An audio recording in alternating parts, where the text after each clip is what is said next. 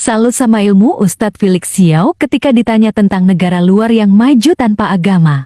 Ustadz Felix bisa komentar, sekarang negara-negara yang menggenggam kemajuan dunia ya dalam teknologi dan sebagainya kan didominasi oleh negara-negara yang agnostik ya. Betul. Yang tidak percaya dengan agama. Betul. Kita lihat Jepang, Korea, sebagian negara Eropa, Amerika.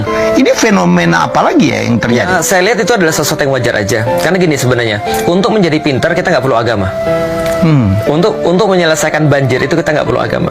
Untuk buat teknologi yang paling bagus, bisa buat pesawat kita nggak perlu agama. Tapi untuk bisa bahagia kita mutlak perlu agama. Makanya kalau kita lihat pada negeri-negeri yang tadi itu pasti ada tumbalnya tuh.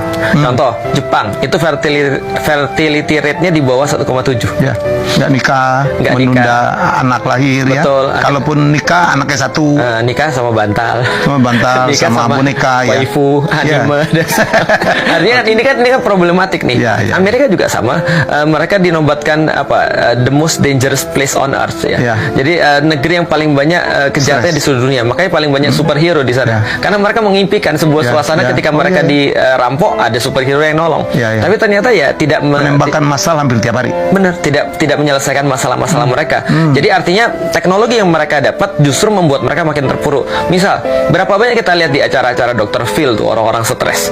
Itu kan ya. Ada cowok pengen jadi cewek, ada cewek mengidentifikasi dirinya sebagai apa? Sebagai sofa.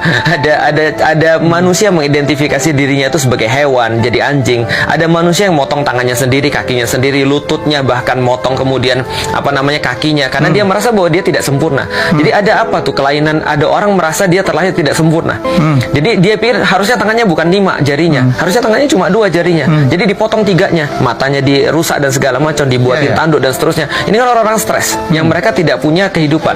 Makanya ketika orang-orang Amerika ngelihat kondisi yang terjadi di Palestina, mereka bilang, gila ya, kita dikelilingi dengan seluruh yang bersifat kemudahan.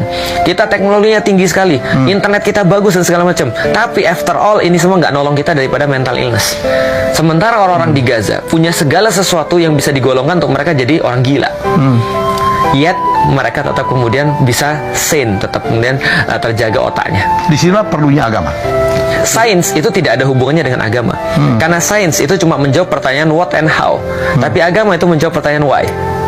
Nah, maka kalau saya ada orang kemudian mereka setinggi-tingginya sains itu tidak ada hubungan dengan agama. Artinya bisa jadi orang-orang pintar sains itu tidak beragama, bisa jadi juga orang-orang beragama tidak pintar sains. Tapi kalau Islam diterapkan seperti dulu, orang-orang yang pintar sains itu biasanya orang-orang beragama.